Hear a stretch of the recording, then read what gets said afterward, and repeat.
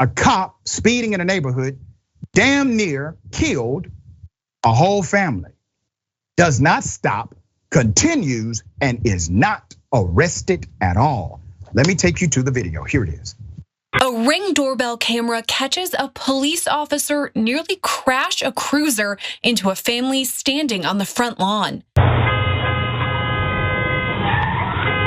It happened on December 7th in Sunrise, Florida. Video shows a Coral Springs police officer veer into a front yard, coming within inches of a grandmother, 4 children, and a teenager. Local media outlets say that after that, the cruiser sped off. At the time, the kids were waiting outside for the school bus. Florida TV stations report the police vehicle slammed on its brakes to stop for a bus that was out of frame.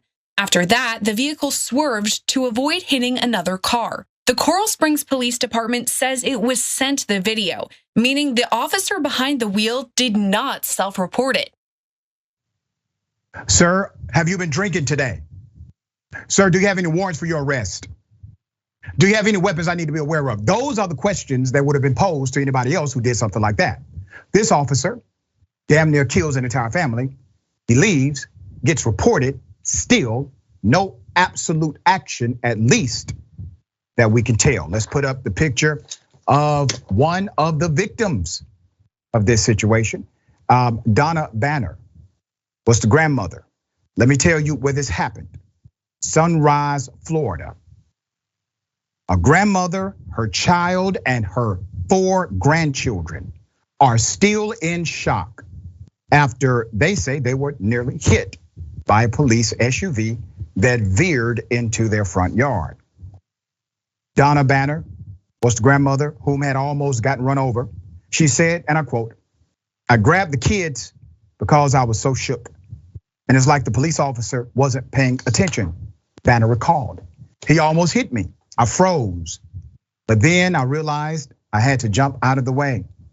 Zakayla Ford, Banner's 11-year-old granddaughter, said.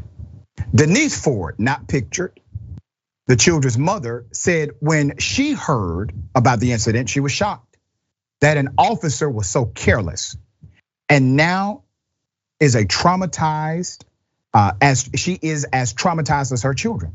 Ford revealed that Zakayla continues to have pain in her neck and leg because of the near accident, and as a result has not returned to school.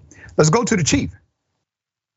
That's Chief Bradley McCone issued a statement to CBS 3 WSVN News. "We were able to identify the officer who was driving the vehicle. That officer has been issued a formal discipline. It is unclear if charges against the officer were brought in Coral Springs. I can tell you this, I would bet money charges were not brought against the officer." There's more. The incident is further complicated because the family had not reported the speeding to their local police agency. So Sunrise authorities reportedly could not issue charges or traffic violation citations. Banner, Ford, and the children would like more action against the officer, especially since a video exists. Still, they are grateful that no one was physically injured by the action. Without the video, nothing would have been done. It would have been my word against the police's word, according to Ford. So here's what I'm going to do. First of all, obviously, the police department, the jurisdiction, can do something if they choose to, regardless of action from the family. Because you have at least a crime on camera. You at least have that. And you know who the person is. So now you have identity. You have both, except you kind of don't. They're not revealing this information to the public. And according to the family, they do not have the information either, at least not right now. But here's how you get the information. You file a lawsuit and you file a criminal complaint. Maybe you're not able to produce the information, but you have enough information in the video to where a proper investigation would naturally produce it. And then they can be compelled based on the suit you file or a criminal investigation. They can be compelled to reveal who was driving that government vehicle. In addition to that, you can put in a freedom of information request, which is something that we're doing at Indisputable as well. A freedom of information request has to be specific, has to be direct, and it has to be a record that already exists, meaning they do not have to provide something to you that they must create. If a record already exists by law, you specifically requested, they have to give it to you. So what is the record that we know exists? A disciplinary action.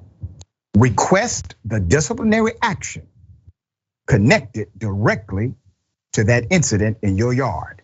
That should get you the identity of the cop.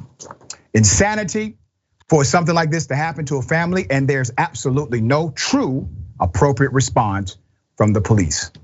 All right, dear sister, thoughts here.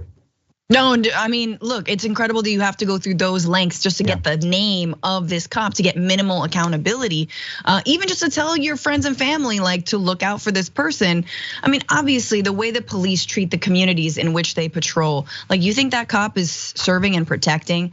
No, it's a lot of times police forces treat the communities they're in like they are occupying those communities. I mean, we've seen similar actions in Iraq or Afghanistan or other places that the United States military has been deployed. It's like, nah, your lawn is just kind of the place that I veered off into. Oops, don't owe you an apology or anything. Won't even get out and tell you to, are you okay? Have a nice day. Just basic stuff. But then, okay, please go play basketball, with some kids and have a coffee and donut and do some PR for it. So again, it's just the lack of respect. And I wish, look, you can argue with defund, you can argue with reform the police. What about some kind of body other than the legal avenues that Dr. Richey's laid out? What about any kind of body, any kind of independent investigative body where you can feel like your complaint was at least heard and that the disciplinary action isn't just enshrouded in whatever the chief decided, which is, I don't know, take the day? Yeah, if that. And here's the reality. Obviously, this could have ended tragically. We're very happy that everybody's alive. Nobody got hit. There are two elements here that can go in the complaint. One, criminal trespass. You don't have to determine if it was intentional or not. The second I would recommend is if there's any disturbance of your property, that's property damage, that then becomes a hit and run.